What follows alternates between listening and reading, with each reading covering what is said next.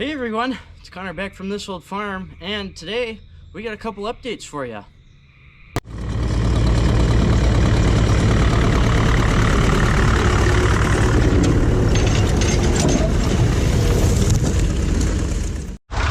Well guys, here it is. After 4 years, Backhoe's alive again and on its own 4 wheels. Dad's gonna drive it out. It doesn't have fluid in the rear end, but we want to get it out of here so we can get the sprayer out and spray the corn.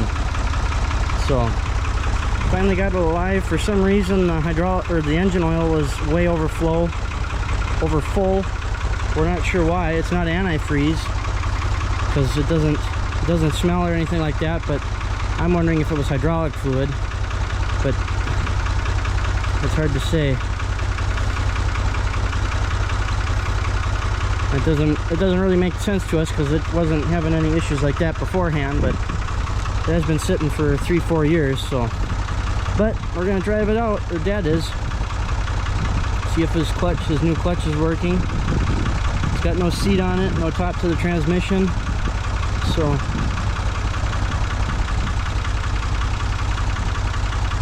it sounds like the clutch works. It lets off on the tractor, so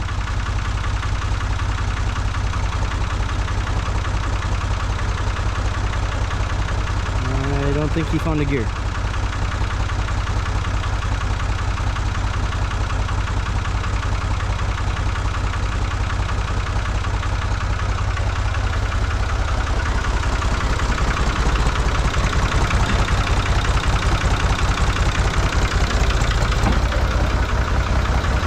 It doesn't like having no bucket on the front of it.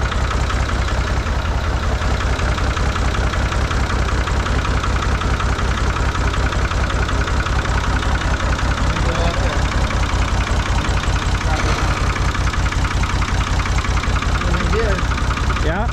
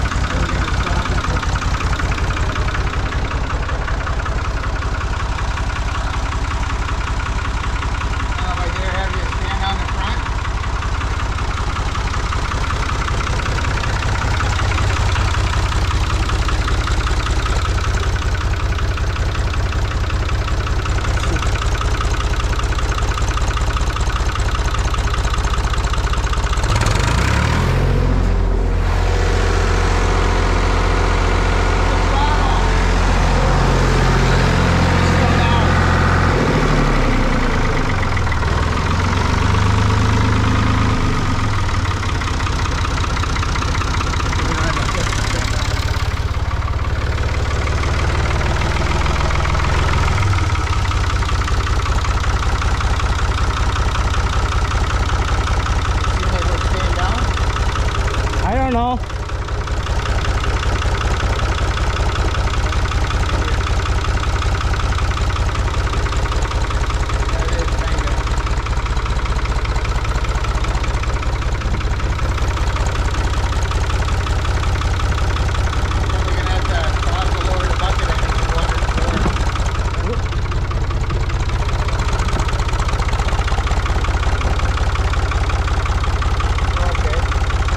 You're clear.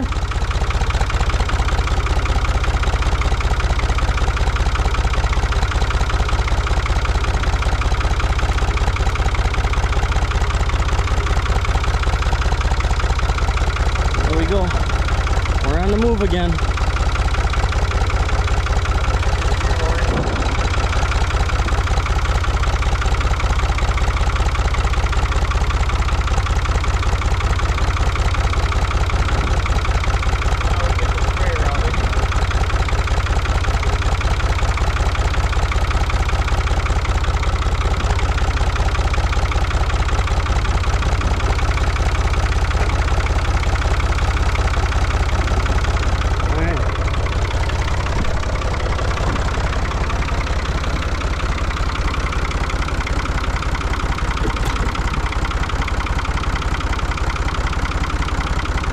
It's out.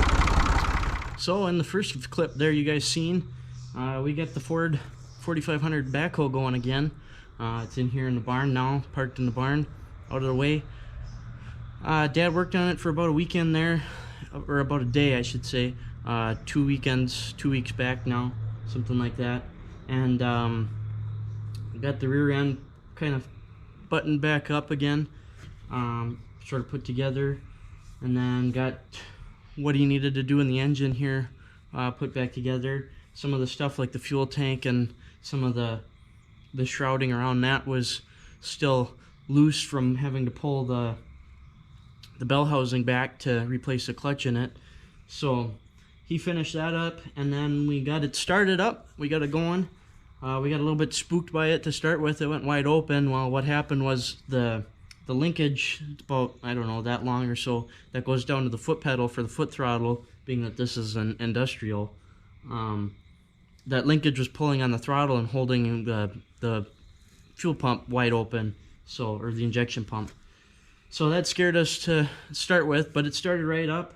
For whatever reason, the hydraulic oil had filled into the crankcase, so the engine oil was overfilled, so we sprayed oil all over the tractor. That's what this, I don't know if you guys can see the shine on the loader arm there, but that's what that's from. It sprayed it all over, all off to the side. So we got it going again. We got some wheels put under it. We got the hole hooked back up to it, and we drove it out, and then we hooked the bucket back up because that we had disconnected that, and got it put into the barn here so that it was out of the way. It's still not completely done yet. We don't have any gear oil in the rear end, but we weren't too concerned about that with how little we were driving it from the shed over there to into the barn here. So it still needs gear oil put in it. It needs the top cover, which is also the seat mount. Get that bolted up together, and maybe a little bit sealant on the gasket there or something like that. The foot panels still need to be, or footrests, foot pads, whatever you want to call them. They still need to be fully mounted. There's a couple of, just on the other one on the other side that has the foot throttle on it. There's just a couple miscellaneous bolts holding it together, or on there, that I put just so that in case we want to run it again, at least the foot linkage is hooked up and it's not trying to go wide open on this one, and we can have some throttle use then. Other than for that, it's pretty much ready to go again. Get the fluids put in the rear end, maybe do a engine oil change on it, and put it on its merry way, and it'll be nice to have it back and up and running again, which will be very handy, especially with the backhoe there, digging up some of the hay pack in the cattle yard and stuff like that. So it'd be nice to have this up and going again. At the same time there, when Dad was getting the Ford backhoe going, I got the little cub running.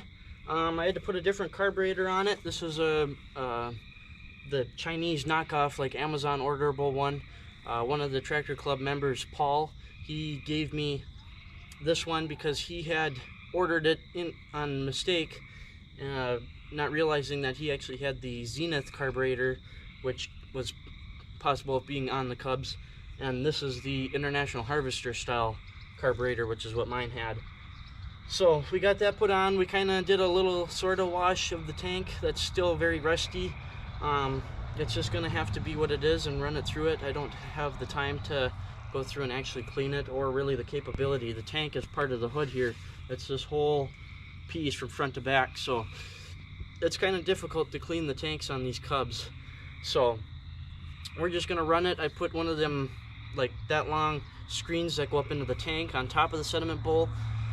I put that on, and it has the new sediment bowl, of course, from Steiner, so that's got the screen in it. Unfortunately, this one's the short sediment bowl. It's not the long one, so I can't fit one of the Wix filters for a sediment bowl into it. So hopefully we can get it to run out the nasty fuel that's in it and kind of get it to clean up and just start using it a little bit. There's not a lot to do with it, but Dad wants me to put the plow blade on it, and when it ever dries up around here, when the rain decides to quit, go through it just kind of in the cattle yard, just kind of push the dirt around and stuff so that it tries to keep the flies down, is kind of the goal with that. And then come tractor show season, I don't know if it's in frame, there's the little trailer that we made for the group's tent box that's going to get hooked up to it, and that'll tug the box around and stuff, and just kind of make it a little bit easier for us rather than having to try and push it around by hand. So yeah, it's nice to have the little cub going again. So kind of the main reason we got the backhoe going was to get the tank sprayer out here. It was buried behind the backhoe.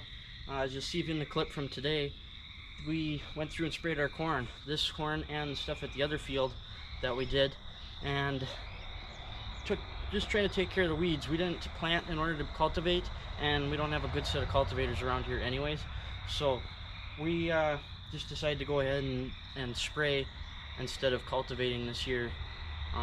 And you'll kind of see the explanation in the video I did with Dad spraying with this. So our place needed it. He said the other field wasn't quite so bad, even though that other field got planted later than ours stuff. He said it was actually taller and better looking than what our field was. So it'll be nice to have some clean corn to chop this year. Well, here's a little bit of a corn update for you guys. It's growing.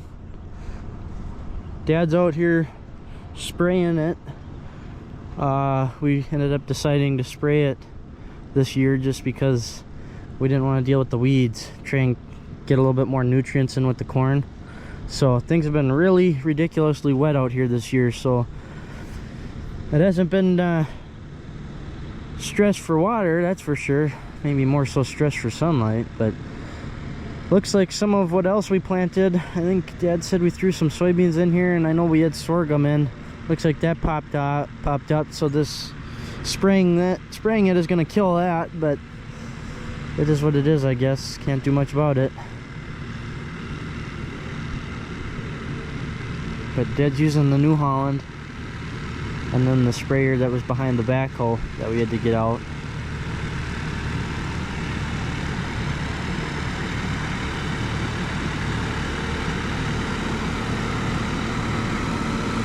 He just shuts off the PTO when he gets to an end of the row. There is a valve on it to shut off the valves, but it leaks so badly that you lose more using the valve than you do just turning on and off the sprayer. So finally getting a dry day to actually do it, which is nice.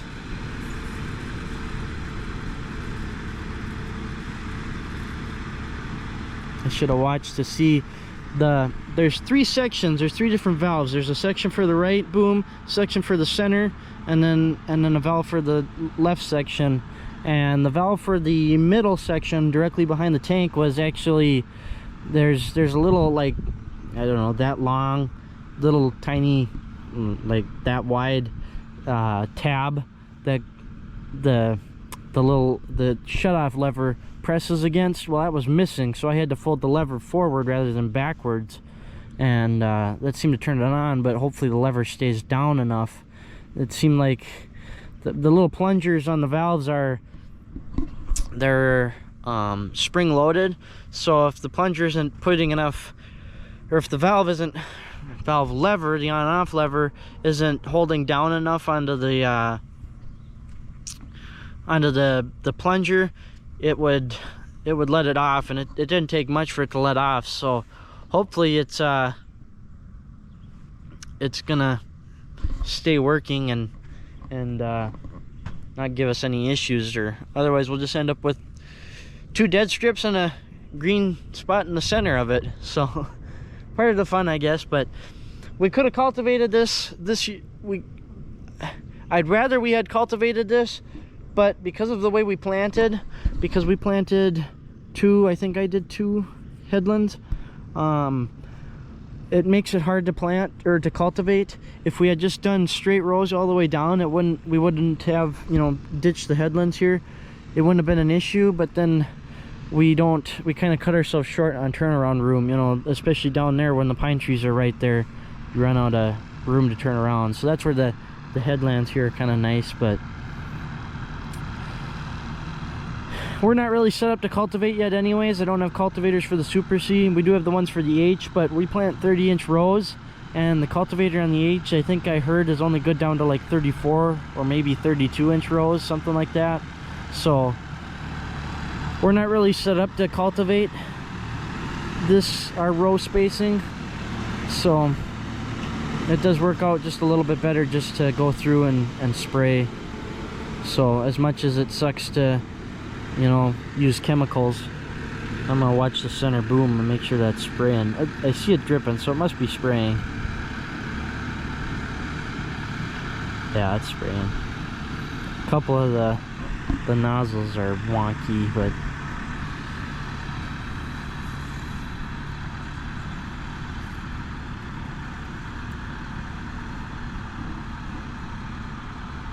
that's just got a PTO pump on it that you chain up to the, you have to chain to the tractor so that it doesn't try and spin itself around and wrap all the hoses up. And then there's just like 3 hose connections. One's a suction, and then, or actually there's 4. You got a suction, and then you got 3 pressurized. 2 of the pressurized hoses just go back into the tank and recirculate, kind of regurgitate the chemicals, and then the third pressurized hose goes up to the valve bank, and then the valve bank splits it off from there. As far as getting your coverage down, you just, it's kind of a PTO or RPM speed. You set your RPMs to a certain speed, and then you have to drive the tractor at a certain speed at 2 miles an hour, 5 miles an hour, whatever it is. Dad has those calculations. I don't know what they are, otherwise I'd tell you guys what we're doing. And I don't even know, he had lost his paperwork with the calculations, so he might not even necessarily know how much he's putting down, but we're at least getting it down so that it'll kill the weeds. This corn is Roundup ready, and that's the one thing with this, that if, for those of you guys that don't know, the corn has to be Roundup ready in order to spray your weed killer. If this was not Roundup ready corn and we were spraying, we'd kill the corn. Now you can do a pre-emergent with non-Roundup ready corn, and that way the pre-emergent is before the corn pops up out of the ground, the corn plant. You go through and spray that pre-emergent down, and then when the weeds pop up, because they usually pop up first, the weeds will take all that chemical, that pre-emergent chemical, and soak that up and kill themselves, and then the corn can grow. So, but this is actually a Roundup, well, I don't know if it's specifically Roundup, but it's a version of it. It's a weed killer that we're spraying, and this corn is good for that, or is Roundup ready, like I say. So it won't be killed off by the weed killer, because corn is technically a grass. So by using the weed killer to kill off the grasses, which are the weeds, you would technically kill off the corn at the same time. That's why it has to be Roundup ready. So technically it is a GMO corn, a genetically modified corn, because of the fact that it has been made Roundup ready. So that's where like our sorghum and the soybeans that we put in, those will likely get killed off with this, and we'll probably just end up with just the corn, unless some of the stuff hasn't popped up yet, and then it will come up. But some of that stuff will get killed off because it's not GMO, or it's not Roundup.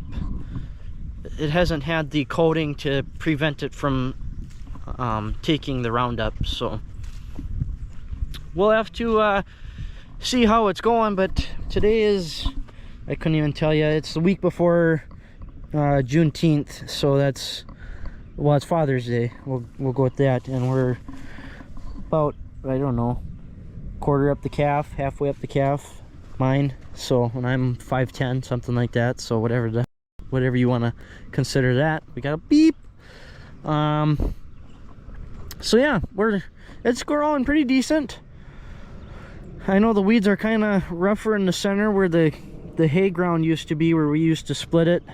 Kind of follows the pine trees. It definitely did a better job plowing it under by going up and down the hill, but it just, that grass just still likes to come up. It's still pretty predominant, so it needs a couple more years of being turned over before it's like the rest of this and it doesn't come in so bad. So that especially down there is where the Roundup will be very helpful, is in that grassy area. So anyways, I'm gonna get back down into the farmyard and get a move on, but I wanted to show you guys kind of an update with the corn and the fact that Dad is taking care of the weeds out here. So we'll let him keep on spraying, and he'll probably go over and do the other field too. I'm assuming. I don't know if he's gonna do that or not, but I would guess that he will. And yeah, we'll see what else we come up with for you guys. And last but certainly not least is the Farmall H that I bought from Kenny. I did some messing around with it. I pulled the belt pulley assembly off, belt pulley drive off of it, and tried to look into the transmission, and I can't visibly see anything in the small opening that provides. I've reached my hand down in there, I can't feel anything, but what I've come to the determination of is that you have your input shaft coming from the clutch that goes into the transmission, and then there's a reverse idling gear, and then there's a lower shaft. The lower shaft is the shaft that sees. That's also the one that drives the PTO and the belly pump, and that shaft on the lower end is what sees. The input shaft is loose, from what I can tell with the backlash that is in the gears. All of the drive gears, 1, 2, 3, 4, and 5, all those shafts seem to be loose. Well, I shouldn't say all those shafts. That shaft that they all ride on is loose. Obviously, otherwise we wouldn't be able to roll the tractor around. And with the clutch pushed in, I think I explained this, I can turn over the engine. So I don't know what's causing the lower shaft to be seized, but I'm gonna have to pull the top cover in order to find out why.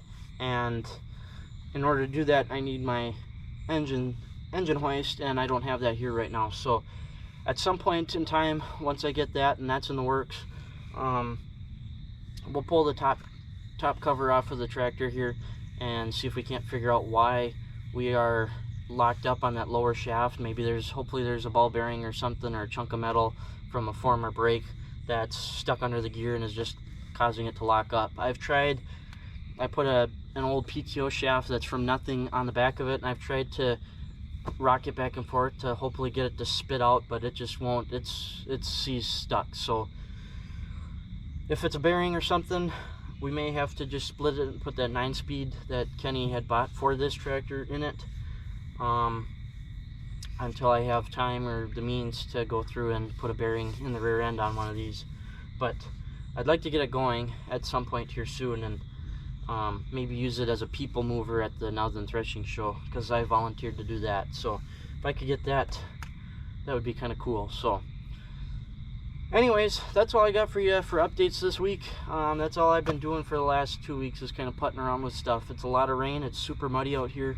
It's been kind of miserable. Fields are starting to fill up with water and stuff, and it's just forecasted for more and more and more. So hopefully we get a little bit of sun soon and some windows to start making hay, because we haven't cut a thing.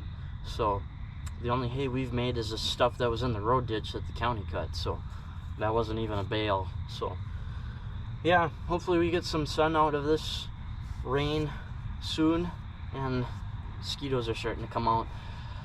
Hopefully we get some sun, can make some hay. The rake is still hooked up to the M from when we raked up the ditches, so it's ready to go. It wants to rake, but we just haven't had the window to do it. So at some point here we'll have to get something done. So anyways, thanks for watching, everybody. Hopefully you enjoyed. That's all I got for you for now. Take care.